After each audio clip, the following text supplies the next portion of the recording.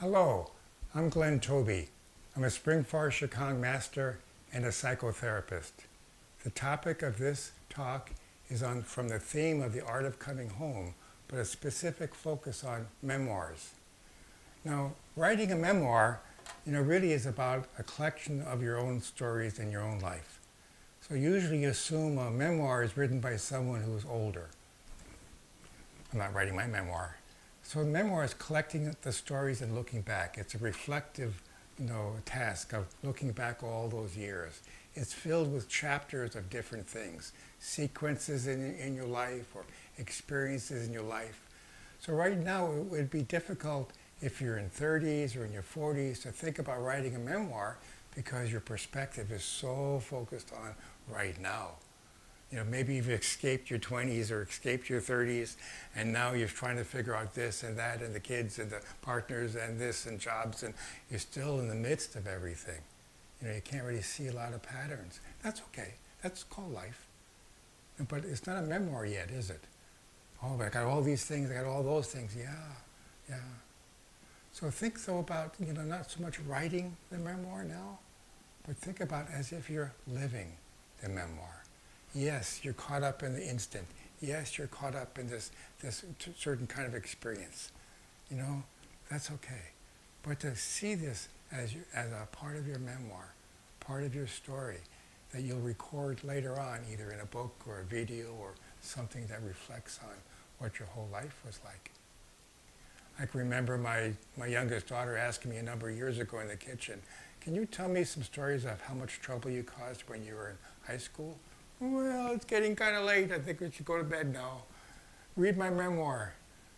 Yeah, too close, right? Or too intense, maybe. So a memoir gives you, some distance. So the purpose of a memoir is finding distance. But the purpose of living a memoir, living it right now, is collecting those stories inside you, living out life. Maybe some of the chapters in your memoir will be, my wild years. Oh, what was I thinking? Boy, those are my wild years. Or maybe there's 2 chapters on the relationship you had where it's rather abusive or was really harmful and wounding.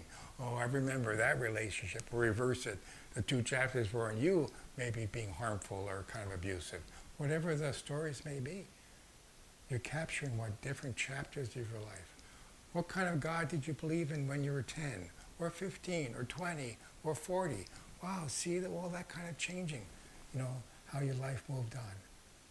Yes, there are painful things, terrible things maybe, but they're all teaching stories in your memoir. So if you can see the life you have now as really also teaching stories, it will unveil or open up an awareness really to your life's purpose. You'll see a pattern of things in your life unfolding. No matter how many wild things or difficult things, there's a theme that comes through. I saw a documentary on Robin Williams, that famous actor, just incredibly funny, incredibly brilliant, kind of wild and crazy, he's passed on. But he had as his purpose in life was to make sure that nobody was afraid. So all of his stories, all of his experiences, all the things he did was for the purpose of what? I want to make sure that people aren't afraid. What a beautiful purpose. So he may not have said that, so to speak, when he was 14, but as his life played out, collecting the chapters of his life. So it's almost like for you too. You will see how purposes begin to take shape. What is it you're behaving this way? How come this? And why are you moving in that direction? So what the thought of a memoir is joining in to be human. It's an acceptance of forgiveness. It's an acceptance of being human.